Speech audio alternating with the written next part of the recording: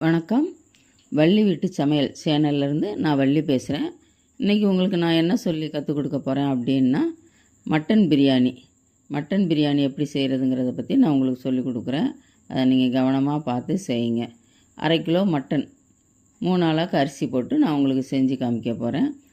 முதல்ல ஒரு குக்கர் எடுத்துக்கோங்க. அதில் 3 ஆளாக்கு அரிசி, நீங்கள் 1/2 கிலோ கறிக்கு 1/2 கிலோ அரிசி கூட போட்டுக்கலாம். நான் 3 ஆளாக்கு அரிசி போட்டேன். ஒரு ஆளாக்கு அரிசிக்கு 1.5 ஆளாக்கு தண்ணி ஊற்றணும். நல்லா கழுவி 2 தடவை கழுவிட்டு தண்ணி ஊற்றி ஊற வச்சுருங்க. ஊற வச்சு அதில் உப்பு கொஞ்சம் போட்டுக்கோங்க.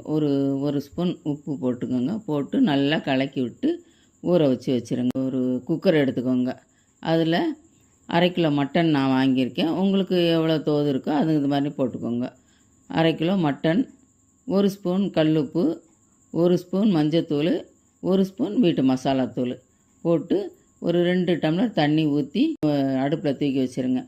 அது ஒரு 6 விசில் வரட்டும். உங்களுக்கு இளம் ஆட்டுக்கறியாக இருந்தால் 4 விசில் வந்தால் போதும். கொஞ்சம் முத்தின ஆட்டுக்கறியாக இருந்துச்சுன்னா ஒரு 6 விசில் வரணும். ஒரு கடாயை அடுப்பில் வச்சு அதில் பட்டை, லவங்கம், கிராம்பு, ஏலக்காய், சோம்பு இதெல்லாம் போடுங்க. கடாயில் ஒரு 150 கிராம் எண்ணெய் ஊற்றுங்க. ஊற்றிட்டு இது எல்லாத்தையும் போடுங்க. ஒரு 3 வெங்காயம், கொஞ்சம் நல்லா பெரிய வெங்காயமாகவே இருக்கட்டும், 3 வெங்காயம் எடுத்துக்கோங்க. நல்லா நீட்டாக கட் பண்ணி வச்சுக்கிட்டு அதையும் அதில் போடுங்க. அது நல்லா அந்த எண்ணெய் பொரிஞ்சு வரும்போது இதை போடுங்க. வெங்காயத்தை போட்டு நல்லா வதக்கிட்டு ஒரு 4 பச்சை மிளகாய், பெரிய பச்சை மிளகாயாக போடுங்க. போட்டு அதையும் நல்லா வதக்குங்க. நல்லா வெங்காயமும் அந்த பச்சை மிளகாயும் நல்லா வதங்கி வரணும். வதங்கி வந்துக்கிட்டு இருக்கும்போதே ஒரு 3 தக்காளி, மீடியம் சைஸ் தக்காளி, ஒரு 3 தக்காளி பொடியாக கட் பண்ணி அதையும் போட்டு நல்லா வதக்குங்க. நல்லா வதக்கிட்டே இருங்க. நல்லா எண்ணெய் கொதி வர மாதிரி வரணும். நல்லா வதக்கிட்டே இருந்தீங்கன்னா தான் வதக்க தான் அது நல்லா டேஸ்ட்டு கொடுக்கும் பிரியாணி. அதனால் அந்த தக்காளி வதங்கும் போது 1 ஸ்பூன் கல்லுப்பு அதையும் போட்டு நல்லா வதக்குங்க. அதை வதங்க நல்லா வதங்கி வரும்போதே ஒரு பிடி புதினா இலை போடுங்க. ஒரு பிடி கொத்தமல்லி செடி கட் பண்ணி வச்சுக்கோங்க. புதினாவை சும்மா இலையாக போட்டால் கூட பரவாயில்லை. ஆனால் கொத்தமல்லியை பொடியாக கட் பண்ணி அதை போட்டு நல்லா வதக்குங்க. அது நல்லா அடியில் ஒட்ட விடாத அளவுக்கு நல்லா கிண்டிக்கிட்டே வரும்போது 2 ஸ்பூன் இஞ்சி பூண்டு விழுது போடுங்க. போட்டு நல்லா கிண்டுங்க.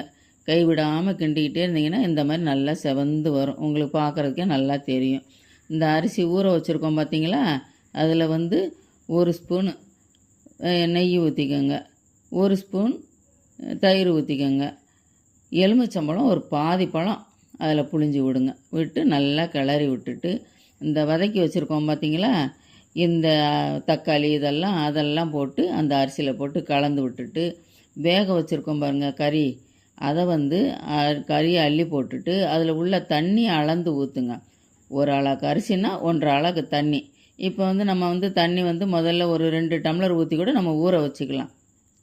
அதுக்கப்புறமா அந்த கறியில் வேக வச்ச தண்ணியை நம்ம அளந்து ஊற்றி நல்லா கிளறி விட்டு அடுப்பில் தூக்கி வச்சிடணும்.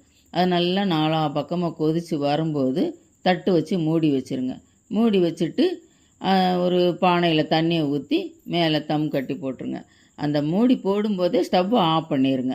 ஆஃப் பண்ணிவிட்டு அந்த ஒரு 1/2 மணி நேரம் கழித்து, 1/2 மணி நேரமோ ஒரு 35 நிமிஷம் அந்த மாதிரி கழித்து இறக்கி வச்சுட்டு பார்த்தீங்கன்னா அது நல்லா பொலன்னு நல்லா வந்துடும். அதை இறக்கி வச்சுட்டு நல்லா கிளறி விடுங்க. கிளறி விட்டுங்க. கறி பாருங்கள் நல்லா வெந்திருக்கும். உங்களுக்கு பிடிச்சிருக்கு அப்படின்னா கமெண்ட் பண்ணுங்கள். நம்ம சேனலை ஃபாலோ பண்ணுங்கள். நன்றி.